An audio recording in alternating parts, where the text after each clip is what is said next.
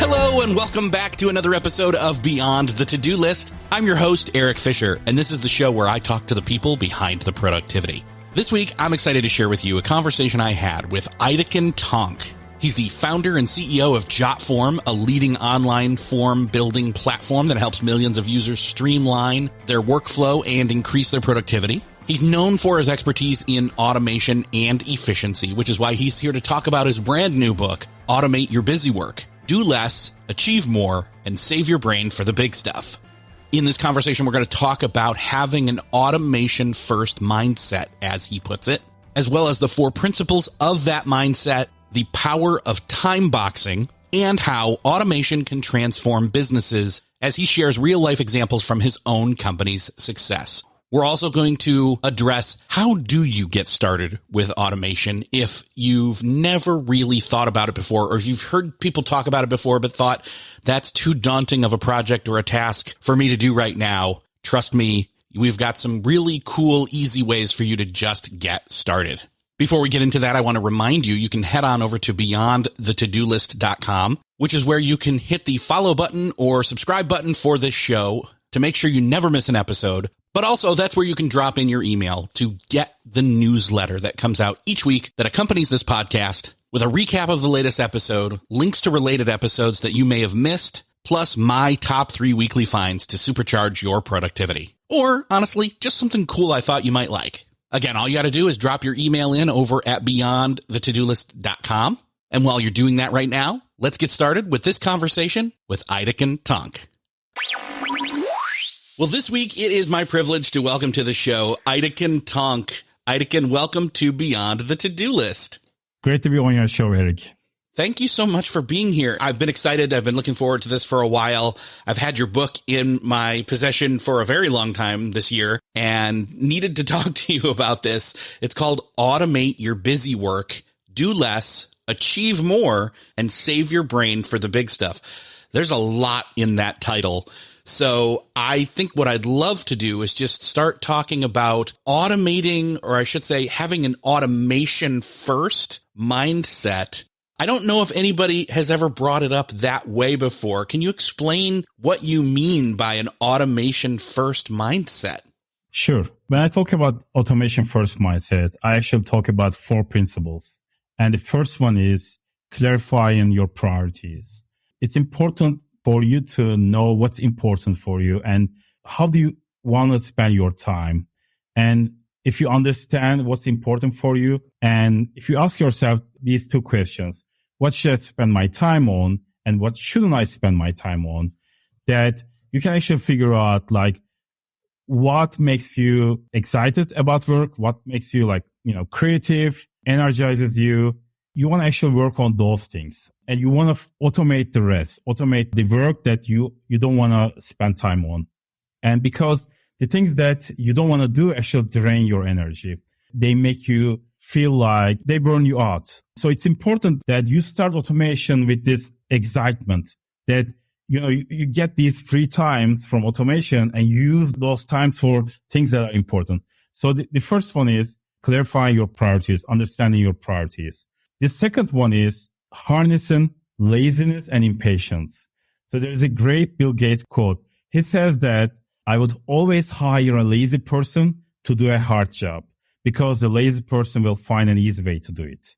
So you want to make sure that you don't keep doing the same things again and again, like just wasting your life doing the exact same things. You want to spend your time on things that matter to you. So it should bother you. You should take an action. You should take an action to educate yourself, learn about automation tools, figure out the tools you already use, what kind of automation features they have. Look at the big picture, look at the workflows you have, understand the big picture so that you can actually find automation that can help you on the whole. So that's the second one.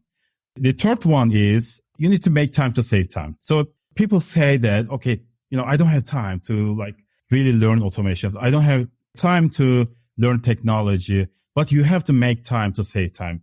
A day of automation can save you a year of work. And if you don't take that time, you can go to websites like youtube.com. You can go to YouTube. You can just read up on the tools you already use. If you're using Gmail has so many automation features. If you take the time that you can actually learn about them, and you will save so much time. So it's about making time to save time. That's the third one. And the fourth one is embrace systems thinking. There's a great book by Daniela Meadows. She wrote the book Systems Thinking.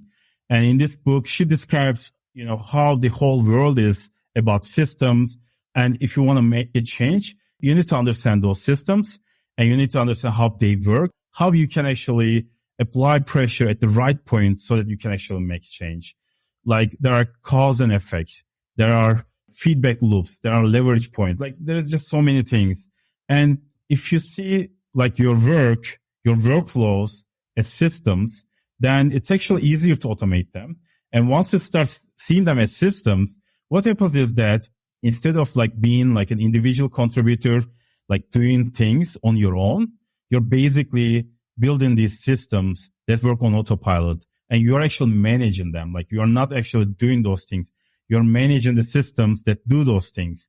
You start looking at things as systems, and this is a great time to do this because just like there's a big automation, explosion. Like there's just so many tools available to like small businesses, individuals, and, everyone else. And in the past, those kind of automations would only be available to like, big companies. But today, like, you just pay like, $9 a month or something. You find this no code, you find this SaaS product, and then you start automating things. There are so many products that allow you to build your own systems, and it's called no code. Love it. Yeah, there's a lot of no-code stuff out there. In fact, we probably ought to do an episode on no-code specifically. I know that JotForm is where you are is essentially no-code as well, and we'll get into that a little bit here. I'm glad you brought up Gmail. That's one of actually, I think a lot of people don't realize they are already using a tool that has automation possibilities in it. Like I have certain, as simple as it is, one of the most basic automations you could have is just to create a few rules in your Gmail that as certain addresses or senders come in, it skips the inbox. It goes to a folder. You don't mark it as read, but you mark it as archived. So it's out of the way. It's like having somebody do work for you that you would normally be doing, and then you're not bogging down your inbox. And again, take that and do with it what you will, but that's something I have set up for certain newsletters, certain deals, certain things like that, so that they bypass the inbox completely, not sitting there in with everything else that's more actionable and more immediate. I'm glad you brought that up. I think, though, people get in their head when they hear that word automation. I think they have misconceptions. What do you think? I mean, I think a lot of people are kind of, I don't know. I don't know if I want to hand that. We already have a problem delegating to humans sometimes because we think I'm the only one who can do the thing. I think even more so without proof of seeing an automation tool do it without fault, we're a little bit nervous. What's your take on that? Yeah, I mean, so let me give you my Gmail solution, like the solution that really helped me and that made a huge difference for me. And I think that's a good example. And what happened was, so I was actually drowning in like emails, and average office worker actually receives 175 emails. And I was like receiving hundreds of emails. And I was spending all my day trying to clear my emails. So this was a big problem for me. And what I did was I actually searched for a solution. I tried like 10 different products that can help me with the automation, but I couldn't find a solution. Nothing I tried really helped me. But while I was searching for them, while I was looking at them, I actually started imagining the perfect solution I was looking for. And the perfect solution was that I wanted to see my emails by priority. So instead of seeing emails by like time order or date order, what if the top email was the highest priority email? And what if like the next email is the little bit lower priority, and it goes like that? And at the end, like you have the spam, you have the email you don't want to even see. What if I could see my emails, then I would just start processing those emails. And, whenever I leave at that, I knew that I didn't waste time. Like I just processed the most important emails. I'm gradually going down.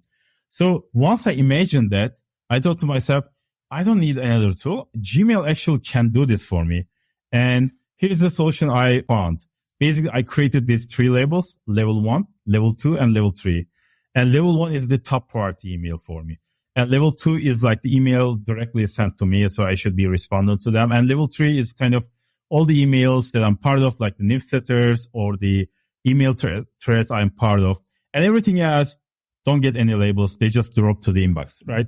So I created the filters. So let's say our VP of HR, if she emails me, it goes directly to my L1 because it's probably important. My publisher of the book, Wiley, if there's an email coming from wiley.com, that goes to my inbox as well, like L1 inbox as well. But here's the thing. I never go to my Gmail inbox directly. I have these bookmarks directly taking me to like level 1, level 2, and level 3. And that's what I'm going to do. Like when I'm ready to process my emails, I'll just go to level 1 and I will process the most important emails. And when I'm done with, I go to level 2.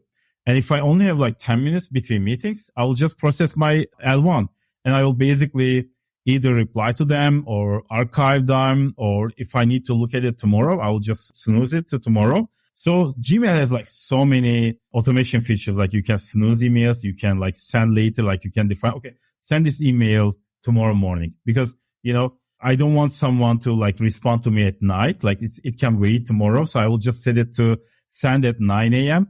so that, they can just get back to me, when they're at work and, they're not working at night, midnight or something. This system actually helped me a lot because now I'm processing the most important emails first. And when I get to the like emails that are not really important, I'll just look at the whole list, like, 100 emails at once, just select all. And then quickly I will just scan it and I will find the emails that I want to actually like look at in detail. So I will uncheck them and I will archive the rest. And, I will do that usually for L3. I will do that for like the rest of the inbox. And if there's something that I missed, I'll create a filter for that as well. So there's some management, like, I will create a few filters every week, but it's not taking me any time. And this system has been working for years and it has been saving me so many hours every single day. Every single day it's saving me hours because I don't have to like get lost in the sea of emails and worry about like that important email that I missed. That is a great system. I am glad you brought that up because that's a great example for people who, again, we're talking about, automation and this concept of getting something done without you having to do every step of the way of it getting done. And again, I think some people feel a little control freak about it and they want to know that their purview is looking at every single step. But again, we're getting to the point where that's just not possible if you're going to get all the things done that you need to get done. And this is a great, like, low level. Everybody does email, in other words. So this is a great low level, like, baseline. If you heard something I said or something Aytekin said that makes sense in Gmail or whatever your email client is, like, this is a great opportunity to brainstorm and see and adopt what we said or even add on or tweak or whatever. But like, it's a great opportunity to come up with something small, basic, simple, and most importantly, easy to implement. Yeah, exactly. So, I mean, obviously, Gmail's a really good place to start, or I should say email. I'm saying Gmail as if everybody uses it. A lot of people do, but email in and of itself is a great place for people to start because people are spending a lot of time there and there's a lot of quick, simple, easy fixes like we just talked about in terms of rules and bookmarks that can help manage it and get it wrangled into a more manageable state that is saving you a lot of time. You're spending way less time on email, but you're getting way more done in email. Great place to start. What would you say are some next places to look at as key opportunities for automation in our own personal as well as collective workflows? So we didn't talk too much about my background, but I found a job from 17 years ago. So like last 17 years, I have been like, working in forms. So, I really have this I appreciate how much forms save people time. Like I see that in the customers. And we just did this case study with EW Scripts. So EW Scripts is like a media company and they own like 60 TV stations. And they are also they are doing like this spelling bee, EW Scripts spelling bee. So, their ad operations, so there's this ad operations team that's they have 50 employees in this team. And we did this case study with Daniel Blackwell. And when he became the head operations, they had this goal, like 2-day turnaround. Like if someone orders some new ad, they wanted to like quickly get back to them. But it was very difficult. And he decided that, they're going to use forms, and they picked JotForm, thankfully. And the reason they picked JotForm was because JotForm could integrate with all these other products. They were using Slack, they were using Trello. So, whenever someone fills a form, that form submission can actually go to like Trello or Slack. So basically, their big problem was they have like these products that before they were taking these orders manually. So the salesperson is taking the orders. They have to enter it in the back system. So there's just also like, they have to explain it like also back and forth. Like there's no streamlining. So basically they put all these products in their forms. And when people select the product, they can actually ask additional questions as well. So it's a very like, they use like this conditional logic to automatically show and hide questions, show and hide like pages, different messaging. So they were able to, the customers can see the products.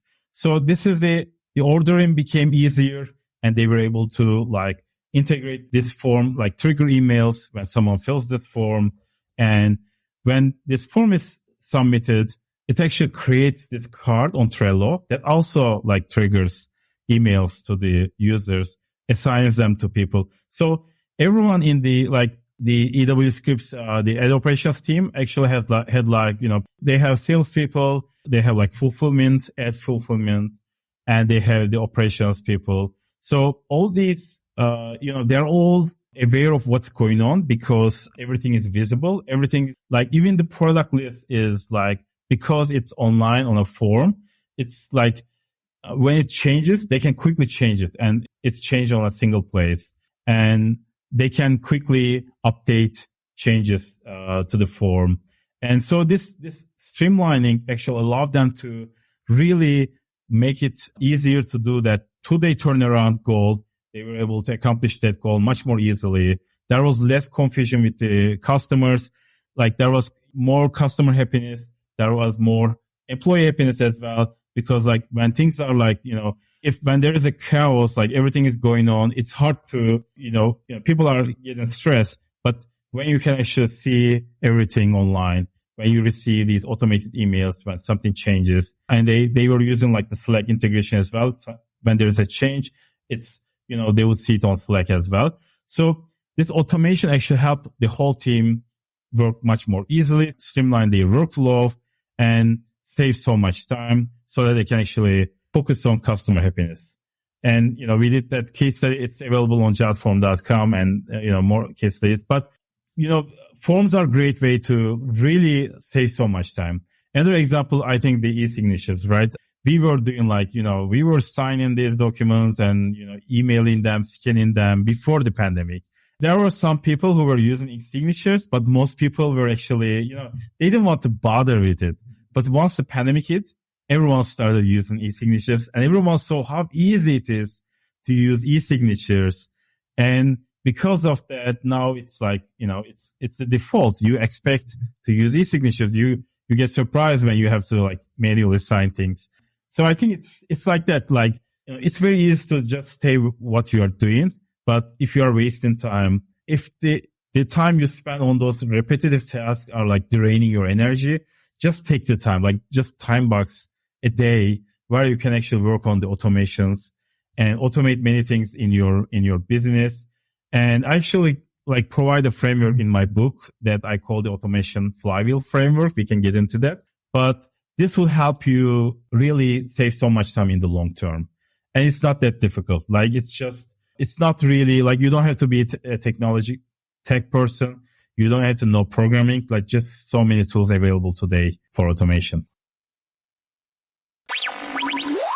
Okay, there's so many places I can go here. One is what I hear you saying is look to see where your pain points are currently. What's draining you? What are the things that you're doing throughout your day that you realize, I don't know that I really want to do that? That's going to be a place where you can find possible automation options first off. Number two, you mentioned time boxing, and I want to get a little bit more in that and hear what you have to say there, because I think that has to do with, I think earlier you said a day of automation will save you years of time. So I want to dive in there, and then I want to talk about the flywheel. Yeah, sure. So for me, it's really important to do time boxing, and I use time boxing to make sure that I work on the important things. So my morning routine involves things like, going to gym, taking a shower, sending my kids to school and all that stuff, having my fresh cup of coffee ready. But what I do next is really important. I don't check my emails. I don't check my phone notifications. They're all disabled, all like silenced. And I don't look at the news. I don't look at the social media. Like, just what I do is like I use Mac. And I have this really nice Mac monitor. Like I use this app called IA Writer. I mean, you can use any text editor, but what I really like about IA Writer is like you can make it full screen and it's very like clean. Like there's nothing else on the screen. It's just full screen, and I use the black background. So I have this full black screen, just one cursor like blinking. That's it. Like, and that's my morning. Like nothing else. Like, and I have my coffee and I look at the screen, and sometimes I know like what I want to work on, but sometimes I have to like figure that out. I start journaling, like I start just typing whatever is on my mind. And at some point I figure out, okay, this is the most important thing I can work on today. This is also what I call the hunter strategy, because in the past, when, the caveman times, when human woke up, they would just focus on like, they would feel hungry or thirsty and they would just go hunting. They would just work on whatever is the most important because they would feel the hunger. So I want to feel that hunger in the morning. I don't want to check like the social media and lose that. Like I want to make sure that, and this is actually different for different people. I have a friend, he loves like nights. He's, he gets that the same kind of energy at night, and he puts the kids to school, puts to sleep, and then he will just have that, that energy. But for me, it's the morning time. Like I am more like a morning person. And then I will just the next 2 hours or 2.5 hours, like from, 10 to 12, I'm just going to focus on that most important thing. And it's different every time. Like, I could be working on a strategy for my business. Sometimes I will just read a book. That's it. Like, I have so many important things waiting for me. Like, people are expecting something, back from me, but I'm just reading a book there because, when I'm reading a book, like I will read like 10 pages and then suddenly I have like this idea and then I start writing down this idea. And then that's going to, I'll come up with a strategy. So the basic idea is that I use time boxing so that I work on the most important things. And the automation is important because if you don't have the automation, if you don't have a way to like really disable those distractions, like if you have to do everything manually and if people are waiting for you, then you cannot actually block times because they are constantly interrupting you. Like you have to constantly interrupt yourself to do those things because those things are not like work being done on the background. So your goal should be to automate those like less important, time sensitive things so that you can work on the important things. So automation flywheel has like 3 different levels. The first level is divide and conquer. The second one is design and implement. And the third one is refine and iterate. So on the first level, you divide and conquer your work. You try to understand how you spend your time. I talk about the time audits. That's one of the ways that you can figure out how you spend your time. So you could basically, like you could have a spreadsheet, just note down like how you spend every hour of the day. And if you do that for a week, you will have this summary of how you spend your time. Like you can just total them up and then you have like, you spent like 5 hours, writing emails about this, or like you spend like 2 hours like processing this stuff. So you have all these different things going on and you ask yourself 2 questions. What should I spend my time on and what shouldn't I spend my time on? And the second question is more important. The time you spend on things that really doesn't excite you is not just taking your time. They are draining your energy. You're losing your motivation. You are burning out because of them. And they are probably interrupting you throughout the day. But if you can figure out a way to automate them or delegate them, you can actually have more time and you can actually work on those things that are important, those things that you want to spend time on. And there's a great Eisenhower quote. He says that there are two kinds of problems, urgent and important. Urgent are usually not important, and important are never urgent.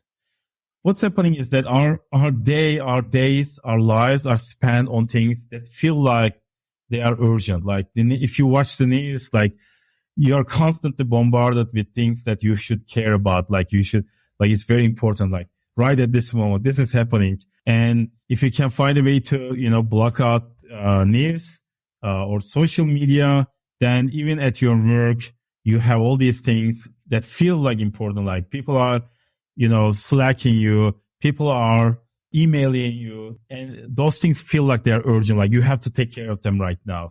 And usually you don't have to take care of them. Usually it's better to take the time to, give them a good answer than just get back to them quickly. And if you get back to them quickly, they will get back to you quickly. It's just a cycle and, nobody's happy. They're also not happy. But if you get back to them with a full answer, take your time, they will probably be happier that you didn't get back to them that quickly. So I was talking about divide and conquer. You figure out how you spend your time. And the important thing is like figuring out your workflows, because many things that you do are not like one-off tasks. So if you just try to automate one-off tasks, you're going to be very limited and it's not going to work. And the tough part is to automate the workflows. And the workflows not involve you, like they involve other people as well. Like, someone is sending you an email and you do something, you approve something, they approve something, and you receive orders. So all those things are like, they require constant back and forth. They require like constant attention to what's going on. They feel like they're urgent, but if they could be automated, they will not feel urgent. So it's about figuring out those workflows. And when you document your workflows, it's just suddenly it's something magical happens. When you put them on a diagram, it's like you start seeing, oh, wow, this can be automated. There's actually a product that does this. Why am I doing this manually? Like you even know like there's a product, but because you didn't see the workflow as a whole, like you weren't aware of that. So I actually prefer pen and paper, but there are like so many products that can do like flowcharts. Like you can use like Miro and there are other products. But basically, if you put down those workflows, diagrams, they're also useful because you are basically documenting your business, which is useful because like if you're on vacation, someone else can take over those things. So you're also documenting. And when you create workflows, diagrams, you find shortcuts. You find easier ways to do this. You find like, okay, we don't actually have to do that. Why are we doing this? And you see that like you do check on things like double, things like that. So it's like, it also optimizes your work. It documents your work. It's your processes, and it's also a way to optimize your work. So even before you start automating, you're actually winning there. So the next step is design and implement. In this stage, you're actually making time to save time. You're actually researching available products that can help you automate things. You are researching the products. You're learning the products you already use. Like you go to YouTube, that you watch people, the workflows you do, like you find people who are actually doing them and they're describing all these automations. Just take the time and learn from them. Or like you go to g2.com, you find the product that can help you. You read all these reviews and you feel, oh wow, you say, okay, all these people have been doing this. Like, why don't I do that? And this actually motivates you to build these automations. And once you find these products and once you design your automations and you start implementing those automations. So basically what you're getting into is you're basically building systems that work on autopilot. And that's the goal. You want to build systems that work on autopilot and you want to refine and iterate those systems. And that's the third step. And once you have those systems, you want to make sure that you keep track of those metrics, because before you were doing things manually, but now you're actually doing, like, you're not doing them. You're managing the systems that do them. So as a manager, you also have responsibilities. You cannot just delegate and forget. You have to delegate and you need to keep track of what's happening. You need to look at the metrics. KPIs, like key performance indicators, like, how long it takes for an automation to work, what kind of problems are happening with your automations. There's a great tool that I really love. It's called Dead Man's Snitch. I don't know if you heard of it, but basically it's a tool that tells you when something doesn't happen. So for example, let's say there's a report that needs to be prepared, Erik, right? And you receive that report. So you can go to Dead Man's Snitch. You can enter URLs, or you can create like emails. Like they will give you an email address, and you add that to the report, like report list. And if that report doesn't go for a week, like if you set it as a weekly, and if it doesn't go for a week, Dead Man's Snitch actually report, it will snitch on the report, and it will say this report was not sent this week. So sometimes when you have systems, you need to make sure that things are actually happening as well. But that's a good problem to have, because you saved so much time. You just need to manage. You just need to make sure that systems are working. But the great thing about it is that once you have those systems that are working, you can improve on them. You can actually make changes on them. I mean, for us, like the HR onboarding is like a big process. So at Jotform, we have like over 500 employees now. Like we became a big company now. And, I remember at times I was the only HR person. Like I would take care of everything HR. So I knew everything about it. I was doing the onboarding myself. But now we have an HR team. We have people who are dealing with those things. But like we have all these different things, like maybe 100 different things that needs to happen. Like we need to make sure that everything is happening. The new employee needs to sign documents like the NDAs or something. And like on their first day, we need to give them a body. The body needs to like really that body needs to like communicate with them. We need to make sure that all these things are happening. It's like a big to-do list, big checklist. And when we do that, it's a system. And the great thing about it is like, once we build this system, once we have this system, and we are using Bamboo HR for this system. Once we build this system, like whenever we need to add something to the onboarding process, we don't have to say, oh, our onboarding is like already like taking us so much time. Like we have to do that as well. No, we just say, okay, we'll just add this here, and that's it. It's part of the system. And it's just people can actually focus on improving the system as opposed to doing all these manual things, like sending these NDAs, receiving them, making sure they are correct, like all those different things. Instead of doing all those things manually, they just do like, some key stuff, make sure things are working properly. And your automations can also have like, manual checks as well. Like, you can get approvals. You can ask someone to check for something, but they will just check it and then it will go back. And all the tools today actually have that capabilities, like workflow capabilities. You can even, at Jotform, we have approval features. People can just, they receive an email, they can approve it, and then it triggers another form. It triggers another like email, documents, whatever the customer needs to happen. So they can actually streamline all those operations that started with a form. So, and this is a circle. This is not linear. Like you just don't do this automation once. You have to keep automating. You have to keep dividing and conquering, designing and implementing and refining and iterating on your systems. And when you do that, you are actually so much more productive, and you are actually at the goal. Let's not forget the goal. The goal is not to work 4 hours a week. Our goal is not to spend time at the beach. What we want to do is we want to work on the important things. We want to work on the things that actually excite us, that actually creative stuff. If we are like a business owner, like how can we grow our business? How can we, make our product better? Things that are like, as Eisenhower said, things that are important, not urgent. Saving your brain for the big stuff, like the book says. That's the top title. Yeah. Okay, so did we cover the whole flywheel? I feel like that was a lot of different steps. There was a lot of stuff in there, and there's a lot to unpack. I think you had all 3 steps there, correct? Yes. So I think the thing is there's multiple pieces to each step. And so there's a lot there. Again, the book has so much more than just the flywheel and just time boxing. You've got workflow diagrams and flow charts as also possible, or honestly important tools in this. I think for me, one of the things that, a lot of productivity people, they say, okay, hey, which tool should I use? This one or this one or this one or this one, and they keep going and going.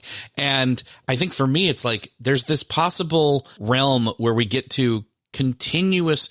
It's not that it's bad to have continuous refinement and iteration, but how do you know when you're good enough, at least for now, without constantly tinkering? I think a lot of people could get into this and say, all right, I've got my system set up, but I've got to constantly keep rejiggering my system.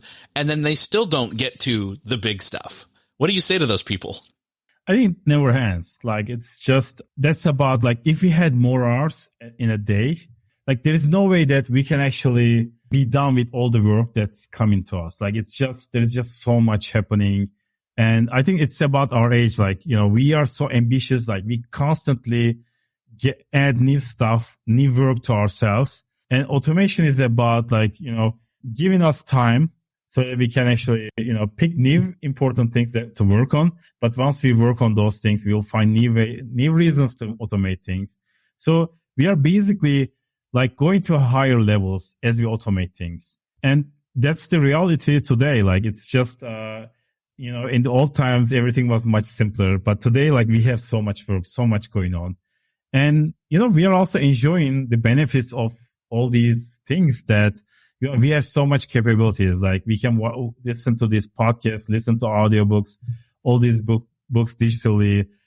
So we have the benefits of all these technologies, but the technology also brought us like so much more work because we are, getting more productive and we are getting more ambitious to do more. It's a never ending cycle. And I think if we don't want to drown in this never ending cycle, we have to, automate things so that the things that we don't want to deal with can be done on the background and we can actually spend our time on the important things.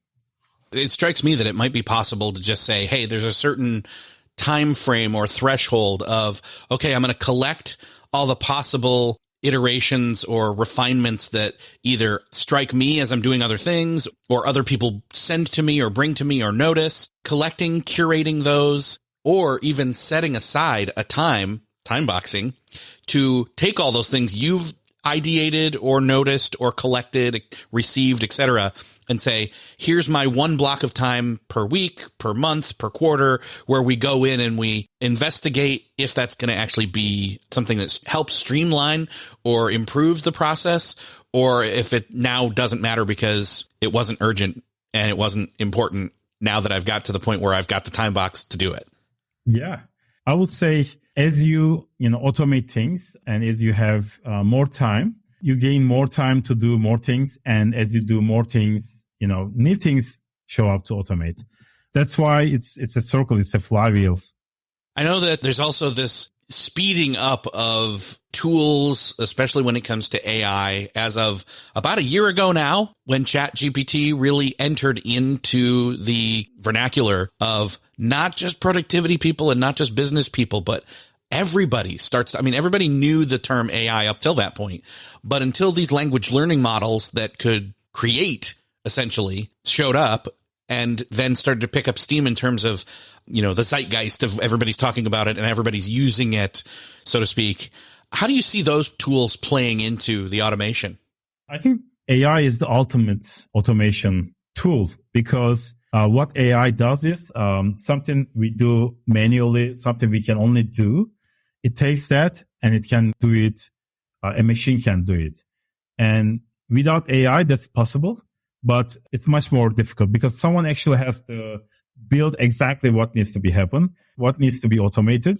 And the no code actually kind of gets it into a next step. So no code kind of gives you the like building blocks so that you can build your own solutions, but it's still not as powerful as AI because what AI does is it's actually, you don't even have to build those kind of flexible tools. AI can actually do it itself. So that's the great thing about AI. So what's happening is that, we had the software eating the world, like the first kind of revolution that was happening. There are three revolutions going on. So the first one is software eating the world. Mark Anderson said this, and basically everything is turning into software because software is much more flexible. You can do things much more easily on software. And cars are, like all digital, all software now. So you would go to a travel agent in the past. Now you can actually, do your own stuff. Like you have so much freedom. So software actually gave people so much more power. It democratized things. The internet and software democratized many things so people can actually do them themselves, and more people can do those things. So that was the first revolution. The second one is the no-code SaaS revolution. That's still going on. And this allows people to kind of build their own solutions. Like the businesses, they can use like products like Zapier to connect all these products. So in the past, like only the big companies, they would go to SAP or Oracle and they would, give millions of dollars and they would come in and build automations for them. But today, like any business, they can like just use all these automation products. You will find them if you go to g2.com, all these no-code products. And if you connect them, like using Zapier or Make or like Power Automate, things like that, Microsoft Flow, you can actually join them together and build all these automations that like you can automate your workflows. And the third revolution is the AI one, because AI is just giving so much power to these automation products, because AI is just much more flexible, because AI can actually, learn from previous experiences, and it can actually kind of like, it's like instead of building these products, AI is building the product on the fly when you need them. And that's why in like 5 or 10 years, we are not going to even recognize what happened to the world, because there is just going to be so much easier to do so many things. I think it's great for people, because instead of spending our time on like these manual things, like we are gaining so much more, and we have much more capabilities to do much more. And this is great for humanity, I believe.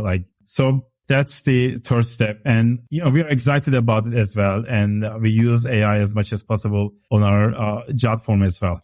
Well, like you said, there's so much more that is coming down the lane here with this. And there's so much more in your book, Automate Your Busy Work. Not that you didn't say a lot in this episode. You gave a lot of value, but there's so much more in the book. I'd love for you to share a little bit more about where can people go to find out more about you, about Jotform, and about Automate Your Busy Work, the book. So I have a personal website, Aytekin.com. So my first name, last name.com. And you can actually find the automation flywheel, diagram there. You can read a free chapter of the book. If you like it, it's available on bookstores, Barnes & Noble, Amazon. And there's also an audio version of the book. It's available on audible.com. It helps you automate things, so that you can save your brain for the big stuff. Awesome. Aytekin, it's been great talking with you today. I can't wait for people to dive into automation and really see how much of an impact it's going to make on not just their work life, but their life. So thank you so much for sharing. Thank you very much. Well, that's another podcast crossed off your listening to-do list. I hope that you enjoyed listening in on this conversation with Aytekin Tonk, and I hope you got some ideas for quick, easy startup automations that you can begin using right now that are going to save you time. Like he was saying, a day of automation can save you months and years of time down the line. And I have found that to be true. I know what you're thinking, because it's also what I'm thinking. But where am I going to find that day? Well, then don't say a day. Don't do a full day. Say an hour, say a half hour of automation. Do a little bit. Set one thing up that's going to save you minutes of time and start there. Again, you can find the link to his book, Automate Your Busy Work, at beyondthetodolist.com. That's also where you can drop your email in to get on the newsletter for this show. Never miss a newsletter, never miss an episode. Drop your email in over at beyondthetodolist.com. That's also where you can follow the show, subscribe to the show. And if you found this episode helpful, would you do me a favor by sharing it with somebody? If you heard some kind of automation that brought up an idea for you, for a coworker, for a boss, for a team, hit that share button in wherever you're listening to this. Or again, over at beyondthetodolist.com. Send it on over to them. Let them know about it. It's going to help them. It's going to help you. And honestly, it helps me. It's a favor to me. So thank you so much for doing me that favor and sharing. Thanks again for listening. And I will see you next episode.